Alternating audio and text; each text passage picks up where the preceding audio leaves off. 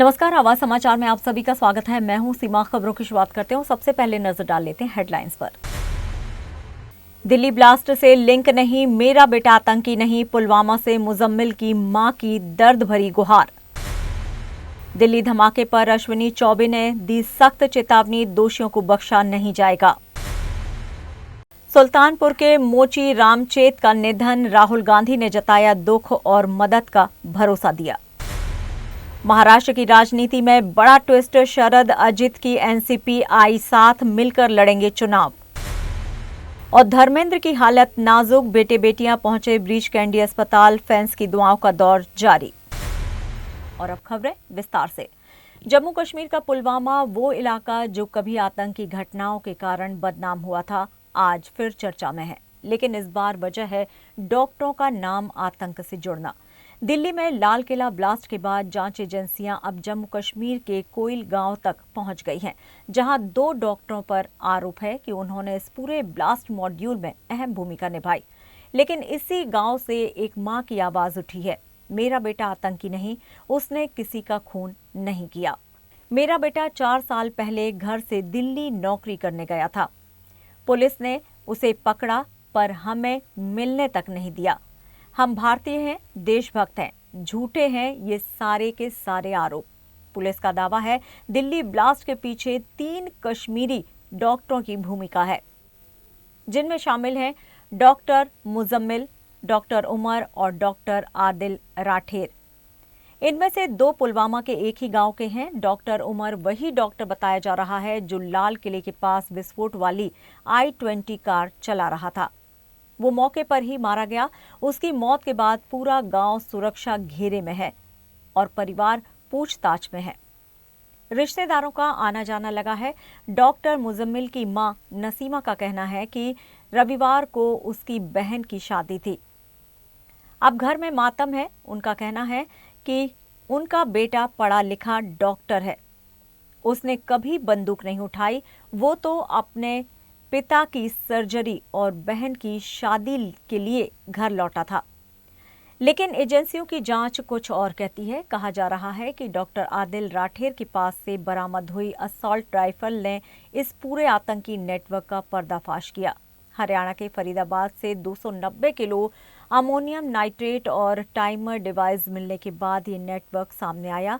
तो क्या सफेद कोट के अंदर छिपे थे आतंकी मंसूबे, या फिर बेगुनाही की पुकार में छिपी है एक मां की सच्चाई?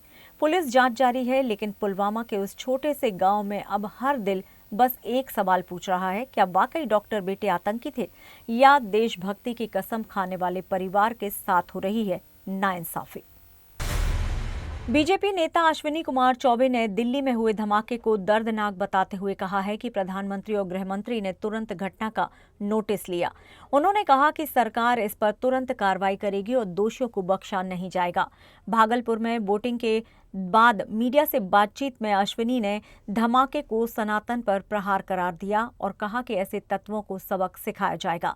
उन्होंने जोर देकर कहा कि इस तरह की घटनाओं को हिंदुस्तान कभी बर्दाश्त नहीं करेगा। वहीं जेडीयू के राष्ट्रीय महासचिव मनीष वर्मा ने इस घटना पर शोक व्यक्त किया और निर्दोष नागरिकों की मौत को मानवता पर घाव बताया है। उन्होंने दिवंगत आत्माओं को श्रद्धांजलि अर्पित की और घायलों के शीघ्र स्वस्थ होने की कामना की। अश्विनी चौबे ने बिहार के मतदाताओं से अपील करते हुए लोकतंत्र के महत्व को रेखांकित किया और एनडीए के पक्ष में मतदान की उम्मीद जताई और विकास और मजबूत नेतृत्व के लिए वोट कर रहे हैं। सुल्तानपुर जिले के कूरेभार क्षेत्र के ढेसरुआ गांव निवासी मोची रामचेत का लंबी बीमारी के बाद निधन हो गया। वे लंबे समय से कैंसर और टीबी की बीमारी से जूझ रहे थे। आर्थिक तंगी से लड़ते हुए आखिरकार वे जिंदगी की जंग हार गए। पिछले वर्ष 26 जुलाई को राहुल गांधी मानहानि के एक मामले में सुल्तानपुर अदालत में पेशी के बाद लौटते समय रामचेत की गुमटी पर रुके थे। बातचीत के दौरान उनकी खराब स्थिति देखकर राहुल गांधी ने मदद का आश्वासन दिया था। आपको बता दें कि राहुल गांधी की पहल पर रामचेत को जूते, चप्पल, सिलाई की आधुनिक मशीनें और कच्चा माल उपलब्ध कराया गया था, जिससे उनका काम कुछ समय के लिए फिर से शुरू हुआ। लेकिन बीमारी ने उनकी हालत फिर से बिगाड़ दी और उनका निधन हो गया। उनके निधन से पूरे गांव में शोक की लहर दौड़ गई है। बेटे राघव राम ने बताया है कि पिता का निधन मंगलवार सुबह करीब 4 बजे हुआ। सुबह 8 बजे उन्होंने राहुल गांधी को फोन कर जानकारी दी, जिस पर राहुल गांधी ने गहरा दुख व्यक्त जताते हुए हर संभव मदद का भरोसा दिया। महाराष्ट्र की राजनीति में बड़ा ट्विस्ट है। कल तक जहां आमने सामने थे, आज वहीं चांदगढ़ में एक ही मंच पर शरद पवार और अजित पवार की टीमें दिख रही हैं।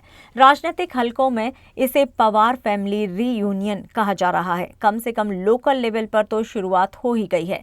कोल्हापुर जिले के चांदगढ़ में स्थानीय निकाय चुनावों से पहले बड़ा घटनाक्रम। यहां शरद पवार की एनसीपी और अजित पवार की एनसीपी एक साथ चुनावी मैदान में उतरेगी।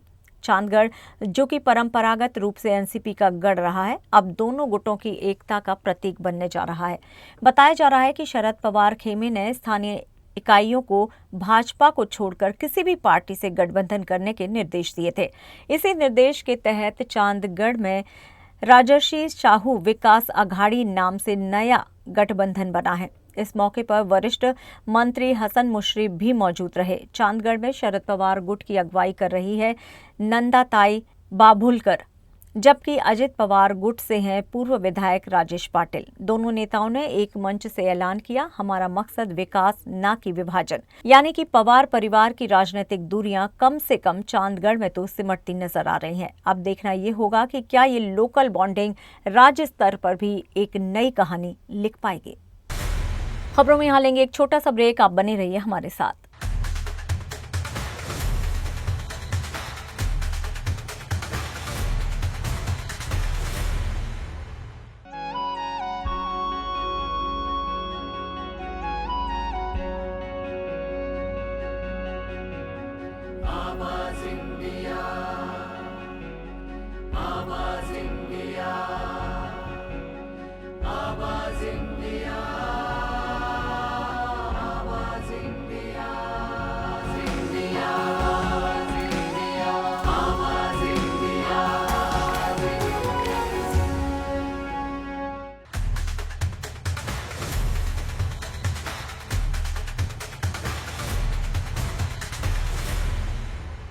ब्रेक के बाद एक बार फिर से आप सभी का स्वागत है। बढ़ते हैं अपनी अगली खबर की ओर।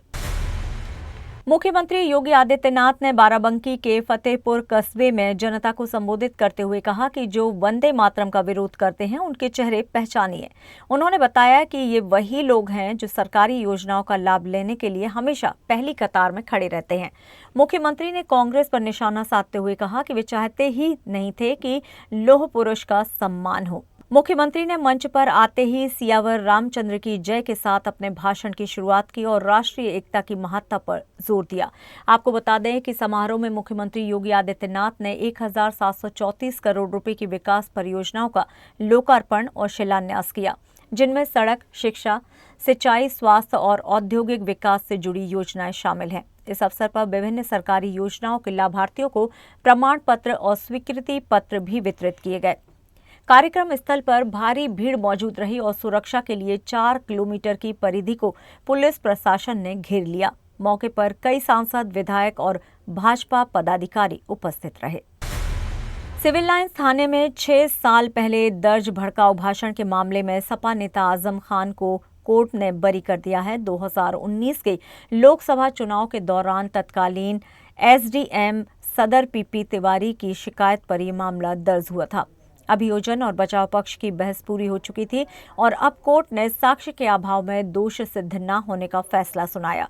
सुनवाई के लिए आजम खान दोपहर में कोर्ट पहुंचे और मामले की सुनवाई हुई।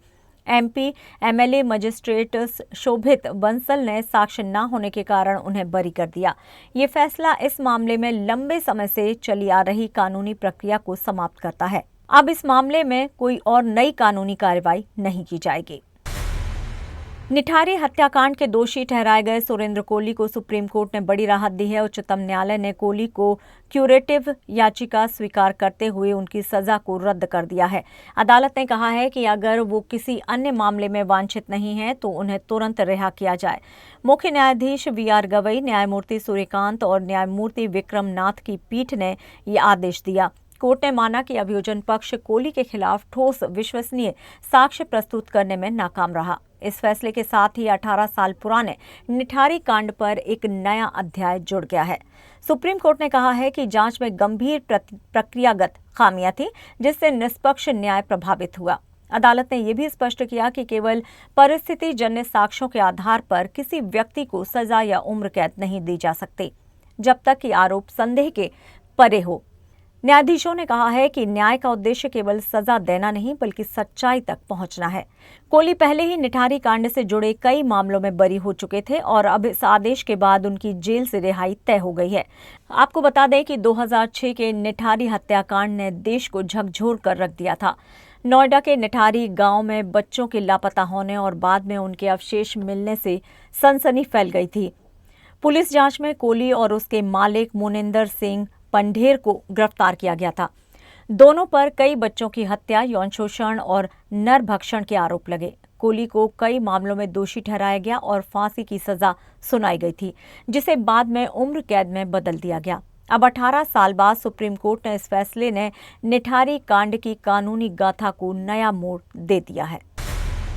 राजधानी दिल्ली में वायु प्रदूषण के गंभीर स्तर को देखते हुए दिल्ली सरकार ने छोटे बच्चों की सुरक्षा को ध्यान में रखते हुए एक महत्वपूर्ण निर्णय लिया है। अब कक्षा 5 तक के छात्रों के लिए स्कूल में कक्षाएं हाइब्रिड मोड में आयोजित की जाएंगी। इसका उद्देश्य बच्चों को वायु प्रदूषण के हानिकारक प्रभावों से बचाना है। स्कूलों में ऑनलाइन और ऑफलाइन दोनों माध्यमों से पढ़ाई कराई जाएगी और यह आदेश अगली सूचना तक प्रभावी रहेगा। वायु गुणवत्ता प्रबंधन आयोग ने दिल्ली एनसीआर में वायु प्रदूषण की गंभीर स्थिति को देखते हुए तत्काल प्रभाव से ग्रेडेड रिस्पांस एक्शन प्लान के चरण 3 को लागू किया है। इस फैसले के तहत सभी सरकारी और निजी स्कूलों को निर्देश दिए गए हैं कि वे कक्षा 5 तक के बच्चों के लिए हाइब्रिड मोड में कक्षाएं संचालित करें। आयोग ने बताया कि गंभीर वायु गुणवत्ता के कारण ये उपाय जरूरी हैं और सभी अन्य प्रतिबंध पहले से ही लागू हैं। CAQM के अनुसार सोमवार को दिल्ली का वायु गुणवत्ता सूचकांक 362 था, जो मंगलवार सुबह 425 तक पहुंच गया। आयोग के अनुसार इस अचानक वृद्धि के लिए शांत हवाओं और प्रतिकूल मौसम की परिस्थितियों को जिम्मेदार बताया गया। इस मौसमी कारकों के कारण प्रदूषक फैल नहीं पा रहे और हवा तेजी से खराब हो रही है। वर्तमान रुझान को देखते हुए उप समिति ने पूरे एनसीआर में चरण 3 के प्रतिबंध तत्काल लागू कर दिए हैं, जिसमें चरण 1 और 2 के उपायों के अतिरिक्त नई सख्तियां शामिल हैं। और आवाज समाचार में यहां लेंगे एक छोटा सा ब्रेक। आप बने रहिए हमारे साथ।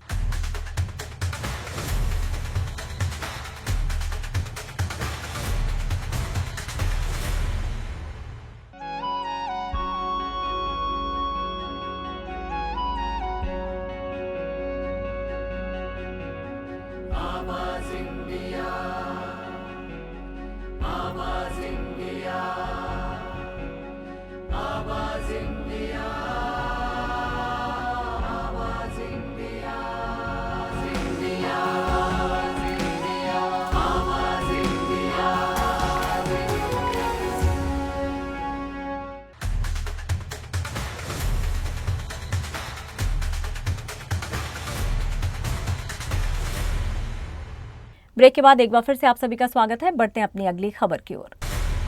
हिंदी सिनेमा के हीमैन, करोड़ों दिलों की धड़कन धर्मेंद्र की हालत इस वक्त बेहद नाजुक बताई जा रही है। 89 साल के इस लीजेंड को सांस लेने में तकलीफ के बाद मुंबई के ब्रीच कैंडी अस्पताल में भर्ती कराया गया और अब पूरा बॉलीवुड, पूरा देश बस एक ही दुआ कर रहा है, धर्मेंद्र जल्द ही ठीक हो जाए। बॉबी देओल, जो फिल्म अल्फा की शूटिंग में बिजी थे, सब छोड़कर सीधे पहुंचे अपने पिता के पास। वहीं चाचा धर्मेंद्र का हाल जानने अभय देओल भी पहुंचे ब्रीच कैंडी अस्पताल। अस्पताल के बाहर शुभचिंतकों की भीड़ है, सुरक्षा बढ़ा दी गई है। हर कोई बस एक झलक पाने की कोशिश में है, उस शख्स की जिसने हमें शोले, चुपके चुपके और धर्मवीर जैसी यादगार किरदार दिए। देओल परिवार की तरफ से भी हेल्थ अपडेट जारी हुआ है। सनी देओल की टीम ने कहा है, सर ठीक हो रहे हैं, इलाज का असर हो रहा है, कृपया अफवाहों पर ध्यान ना दें। लेकिन डॉक्टरों के मुताबिक अगले 72 घंटे धर्मेंद्र के लिए बेहद क्रिटिकल हैं। उनकी बेटियां अजीता और विजेता भी विदेश और दिल्ली से मुंबई के लिए रवाना हो चुकी हैं। धर्मेंद्र की बिगड़ती तबीयत के चलते आज मुंबई में अमेज़न म्यूजिक का तेरे इश्क में एल्बम लॉन्च इवेंट भी रद्द कर दिया गया है। आयोजकों ने कहा है कि ही-मैन के लिए आज पूरी इंडस्ट्री रुकी है। हमारी दुआएं उनके साथ हैं। फिल्म इंडस्ट्री का सबसे मजबूत इंसान आज खुद जंग लड़ रहा है जिंदगी से, लेकिन वो धर्मेंद्र हैं जो कभी हार नहीं मानते। हम भी नहीं मानेंगे, क्योंकि हर हिंदुस्तानी की जुबां पर आज एक ही दुआ है, धर्मपाजी जल्दी ठीक हो, स्वस्थ हों। क्या इस आईपीएल सीजन में होने वाला बड़ा ट्रेड? सूत्रों के अनुसार सैमसन, सीएसके और Ravindra Jadeja, Sam Curran Rajasthan Royals के लिए जाने वाले हैं। एक खबर के मुताबिक तीनों खिलाड़ियों ने ट्रेड डील पर सहमति दे दी है और हस्ताक्षर भी किए जा चुके हैं। हालांकि अभी तक कोई आधिकारिक पुष्टि नहीं हुई है। माना जा रहा है कि प्रक्रिया पूरी होने में कुछ समय लग सकता है। इसके बाद ही सैमसन, सीएसके और Jadeja, Sam Curran Rajasthan Royals में जाने की पुष्टि होगी। इस ट्रेड को अंतिम रूप देने के लिए बीसीसीआई का शामिल होना जरूरी है। खबर है कि राजस्थान रॉयल्स या फिर सीएसके ने आईपीएल और बीसीसीआई अधिकारियों को इस डील की आधिकारिक जानकारी नहीं दी है। आईपीएल के नियमों के मुताबिक विदेशी खिलाड़ियों के ट्रेड के लिए एनओसी की आवश्यकता होती है। चूंकि सैम करन इंग्लैंड के खिलाड़ी हैं, उन्हें शामिल करने के लिए ईसीबी को भी प्रक्रिया में लाना पड़ सकता है। संजू सैमसन और रविंद्र जडेजा को पिछले सीजन उनकी टीमों ने 18 करोड़ में रिटेन किया था। इस ट्रेड में जडेजा के साथ साथ सैम करन भी राजस्थान में जा रहे हैं। रिपोर्ट्स के अनुसार राजस्थान ने पहले जडेजा के साथ डेवॉल्व ब्रेविस की मांग की थी, लेकिन सीएसके ने इसे ठुकरा दिया। इसके बाद सैम करन का नाम इस ट्रेड डील में शामिल किया गया। इस बदलाव से दोनों टीमों की रणनीति और आईपीएल की प्रतिस्पर्धा पर बड़ा असर पड़ सकता है। गायक कंपोजर सिद्धांत भाटिया द्वारा प्रस्तुत एल्बम साउंड्स ऑफ कुंभ को 68वें ग्रैमी अवार्ड के बेस्ट ग्लोबल म्यूजिक एल्बम श्रेणी में नामांकित किया गया है। ये एल्बम महाकुंभ उत्सव से प्रेरित है और भारतीय संगीत के लिए अंतर्राष्ट्रीय स्तर पर एक बड़ी उपलब्धि मानी जा रही है। एल्बम में महाकुंभ की संस्कृति और आध्यात्मिक भावना को संगीतमय रूप से प्रस्तुत किया गया है। इस एल्बम में 12 गीत शामिल हैं और इसे बनाने में भारत और विदेशों के लगभग 50 कलाकारों ने योगदान दिया है। प्रयागराज में हुए महाकुंभ के दौरान लाइव फील्ड रिकॉर्डिंग की गई, जिसमें प्राचीन मंत्र और बाइनॉरल बीट्स को शामिल किया गया। सिद्धांत भाटिया के अलावा जिम किमो बेस्ट, राघव मेहता, मेडी दास, रॉन कोरब, चारू सूरी और देवराज सान्याल जैसे कलाकारों ने भी सहयोग किया है। एल्बम के ग्रैमी नामांकन पर सिद्धांत भाटिया ने कहा कि ये महाकुंभ के शांति और एकता के संदेश को अंतर्राष्ट्रीय मान्यता देने जैसा है। आपको बता दें कि 68वां ग्रैमी अवार्ड 1 फरवरी 2026 को लॉस एंजलिस के crypto.com एरिना में आयोजित किया जाएगा। ये नामांकन भारतीय संगीत के लिए मील का पत्थर साबित होगा और देश के संगीत प्रेमियों के लिए गर्व का पल होगा। जापान के मशहूर अभिनेता तात्सुया नाकादाई का 92 वर्ष की उम्र में निधन हो गया। उन्होंने रण, हाराकिरी, द ह्यूमन कंडीशन जैसी प्रतिष्ठित फिल्मों में अपने बेहतरीन अभिनय का परिचय दिया। हालांकि उनकी मौत का कारण अभी स्पष्ट नहीं किया गया है। नाकादाई की फिल्मों में निभाई गई भूमिकाएं और उनकी स्क्रीन उपस्थिति उन्हें जापान और अंतर्राष्ट्रीय स्तर पर पहचान दिलाने में अहम रही। उनके चाहने वाले और सिनेमा प्रेमी उनके योगदान को लंबे समय तक याद रखेंगे।